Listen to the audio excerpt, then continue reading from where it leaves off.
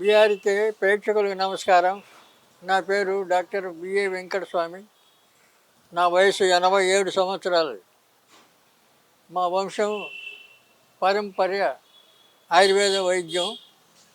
తర్వాత మేము 50 సంవత్సరాలు ఇక్కడ చిక్కడపల్లిని మా క్లినిక్ ఉంది, గాయత్రి ఆయుర్వేద పారస్య క్లినిక్ అని. కాబట్టి ఆయుర్వేదంలో ఆపరేషన్ అనే క్వశ్చనే లేదు. కాబట్టి కేవలం మోకాలు నొప్పుల కోసం ఆపరేషన్ చేయాల్సిన అవసరం లేదు. మోకాలు నొప్పులే కాదు, శరీరంలో ఏ భాగాన్నైనా బాగు చేయడానికి ఆయుర్వేద వైద్యంలో సిద్ధ వైద్యం, రసాయనం ఇవన్నీ చాలా గొప్ప ఔషధీకరణలు ఉన్నాయి. కాబట్టి ఆపరేషన్ మాటే లేదు, సమస్య రాదు. అందువల్ల మోకాలు నొప్పులు ఇదివరకు చాలామంది, ఎందుకంటే ఇప్పుడు ఈ కాలాన్ని బట్టి చాలామందికి చిన్న వయసులో కూడా కాళ్ళ నొప్పులు వచ్చేస్తున్నాయి. ఎందుకంటే మనం తినే ఆహారం, తిరిగే గాలి, వాతావరణం, తర్వాత మనం చేసే వృత్తి, వ్యవహారాలు, వ్యాపారాలు ఇవన్నీ కూడా అన్నీ ఈ క్రమశిక్షణగా లేవు. ఎందుకంటే ఉదయం నుంచి సాయంత్రం వరకు, రాత్రి తెల్లవారే వరకు ఈ పనుల మీద తిరుగుతూనే ఉంటారు, తింటూనే ఉంటారు. ఇక ఎక్కడ సరైన టయానికి నిద్రపోరు. ఇవన్నీ కలిసి కూడా ఈ అనారోగ్యానికి కారణాలు అవుతున్నాయి. అయితే ఇవన్నీ సగదిద్దుకోవాలంటే సామాన్యుడికి వీలు లేదు. అందుచేత ఆయుర్వేదంలో మేము ఏ విషయం చెప్పినా ఓపెన్గా చెప్తాము, రహస్యం ఏమి లేదు. తగి మోకాల నొప్పులకు చిన్న ఫార్ములా చెప్తాను, నోట్ చేసుకోండి. మెంతులు, వాము, శొంఠి, సన్నరాష్ట్రం, అరబ్ ముసాంబరం అంటారు. ఈ 5 ఐటమ్స్ సమానం తెచ్చి పొడి చేసి ఒక డబ్బాలో పెట్టుకొని ఆ పొడిని పొద్దున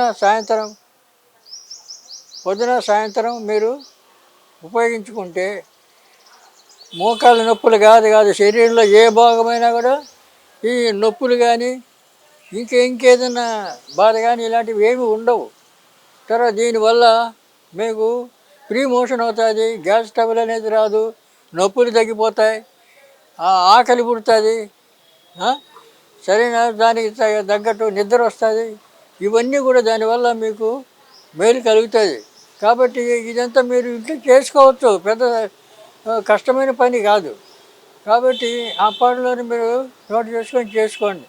లేదా మీరు మా క్లినిక్ వస్తే మేము దానికి తగిన ఔషధాలు తయారు చేసి ఇచ్చాము. మేము మా దగ్గర ఔషధాలన్నీ మేము సొంతంగా తయారు చేసి ఇస్తాము. కానీ కంపెనీలు చేసినవి, ఆయుర్వేద కంపెనీలు ఫార్మసీలు చేసిన మందులు మాత్రం మేము ఇవ్వము, ఆ మందులు రాయం.